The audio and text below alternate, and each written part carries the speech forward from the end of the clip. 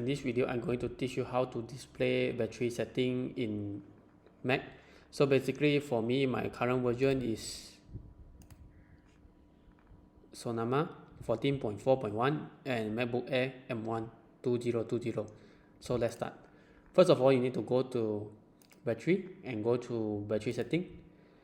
And in battery setting, you can find for control center. Control center, after that, you can scroll to the bottom and you can see show percentage, this category. So you can just open and you show the percentage of your battery. If you want to save your battery, you can just press and go to battery setting and you can find an option and you can just customize your setting to make a more optimal setting. Yeah, so basically that's all how you can make battery setting and also customize the battery power saver mode. Thank you.